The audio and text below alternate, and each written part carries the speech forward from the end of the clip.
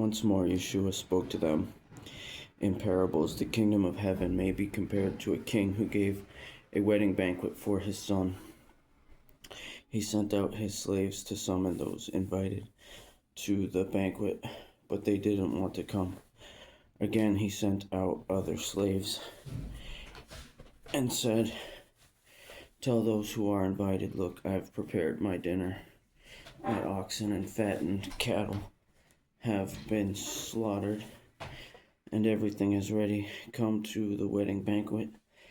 But they paid no attention and went away, one to his own farm, another to his business,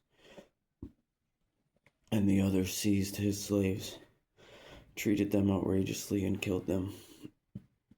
The kings were enraged,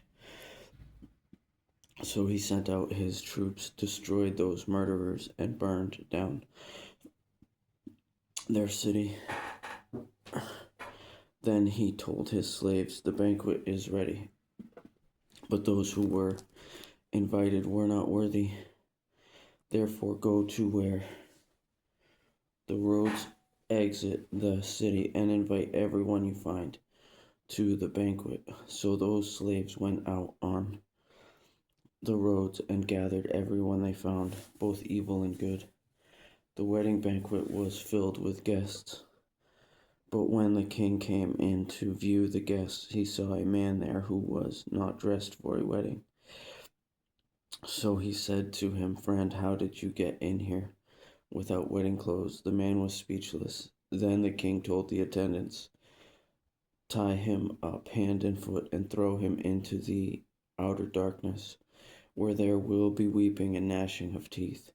For many are invited, but few are chosen." Then the Pharisees went and plotted how to trap him.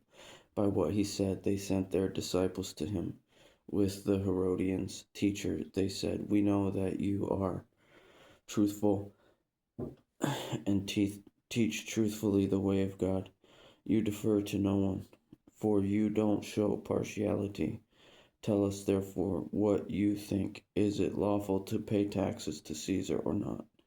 But perceiving their malice, Yeshua said, "Why are you testing me, hypocrites? Show me the coin used for the tax." So they brought him a denarius. "Whose image and inscription is this?" he asked them. "Caesar's," they said to him. Then he said to them, "Therefore give back to Caesar the things that are Caesar's, and to God the things that are God's." When they heard this, they were amazed. So they left him and went away. The same day, some Sadducees, who say there is no resurrection, came up to him and questioned him. "Teacher, Moses said, if a man dies having no children, his brother is to marry his wife and raise up offspring for his brother.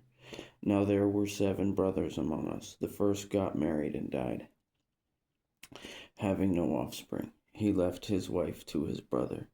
The same happened to the second also, and the third, and so to all 7. Last of all, the woman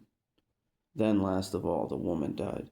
Therefore, in the resurrection, whose wife will she be of the 7? For they all had married her."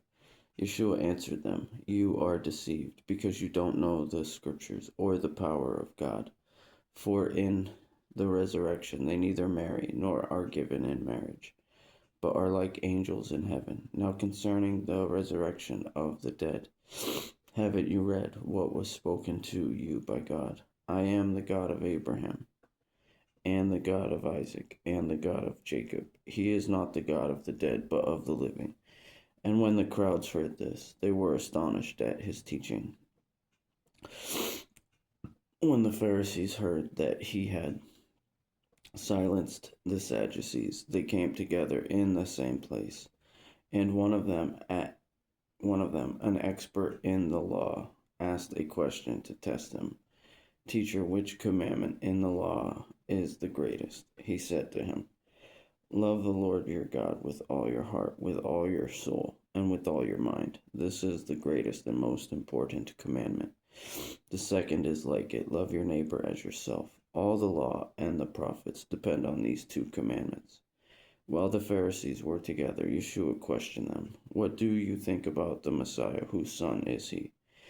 "David's," they told him. He asked them, "How is it then that David, inspired by the Spirit, calls him Lord? The Lord declared to my Lord, 'Sit at my right hand until I put your enemies under your feet.' If David calls him Lord, how then can the Messiah be his son?" No one was able to answer him at all, and from that day no one dared to question him anymore.